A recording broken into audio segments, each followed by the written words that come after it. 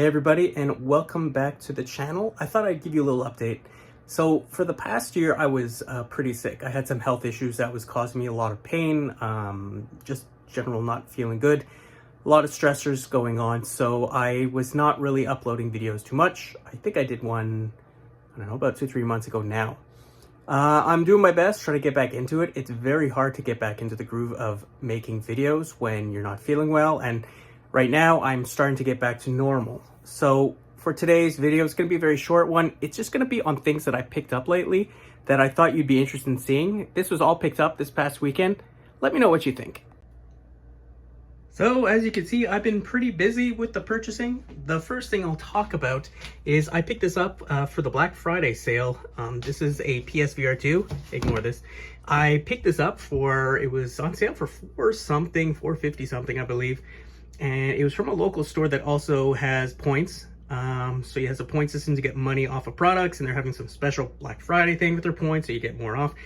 Anyways, long story short, I picked this up. It cost me under $120. Usually pretty good for a product that goes for 800 plus, I believe, Canadian normally. Got one small game for it that was, well, not the greatest game to test it with. It also came with a game, and picked up some free VR games. It's pretty interesting. It's pretty cool.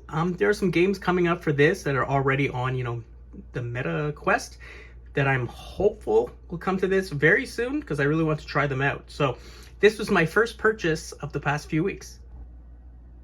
Next up, we have this beautiful in-box BlackBerry Playbook. It's not so beautiful, but it's in box. We have this. I got this actually just yesterday at a local thrift store. It's in there. It did not come with any of the cables or anything like that, but it is in there. Paid under $30 for this. These are all Canadian prices, by the way.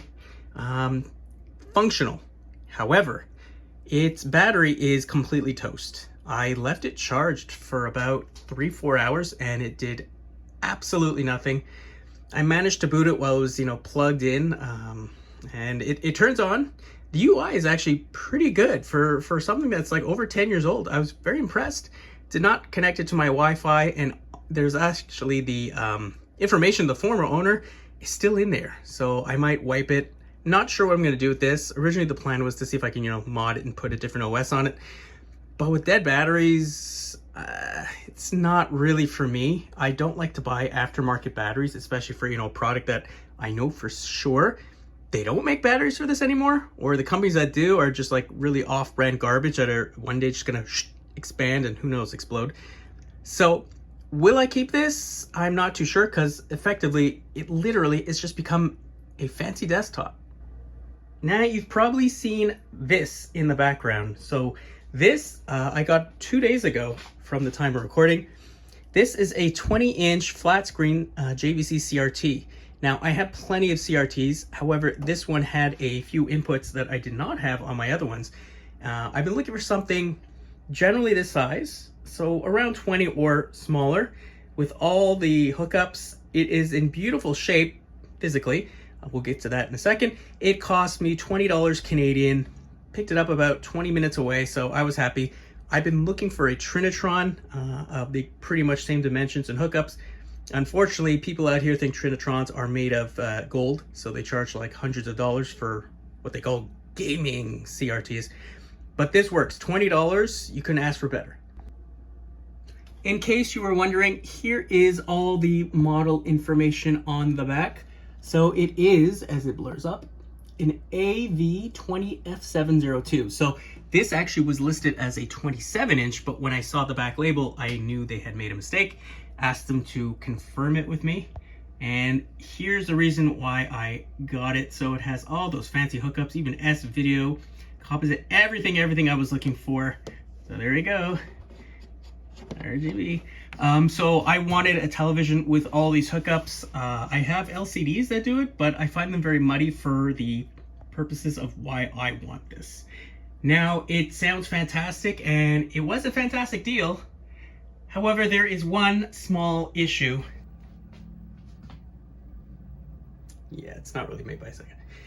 And once we're in the test suite, I can show you what the screen does. So we'll go into test patterns, we'll go into, sorry about the refresh rate, but there's nothing I can do with the camera I'm using. And we'll go grid. So we are booted up, and if I could just show you here, if you look at the top and the bottom, you'll notice it is at an angle. The whole screen is completely off, unfortunately. So it's kind of like off. Yeah, so it's a soft kilter. So the screen technically is working fine. It's just, I believe something inside is kind of turned. Maybe it got jostled many years ago when they put it down. So unfortunately, I've gone into the service menu. There is absolutely nothing in the service menu that I could see that would readjust the geometry like that. You know, you have the pin cushion stuff and all that, but nothing to change the angle of the screen. So I have a friend who's out here who might be able to do this. He's worked on CRTs in the past. I guess I gotta do it. It's very off-putting when you're playing a game. Let's say there's like a white background or whatever background, and you see it like the black bar on top is kind of angled. Yeah, it's an odd problem to have. I do love this television other than that, but I'd like it if it was working even better. And that's it for now. So just a really quick update, some things I've purchased, I thought you'd be interested in. So it's good to be back. I hope you guys are doing well. Hopefully a longer video soon, and I hope you all have a great day. See you soon, everyone.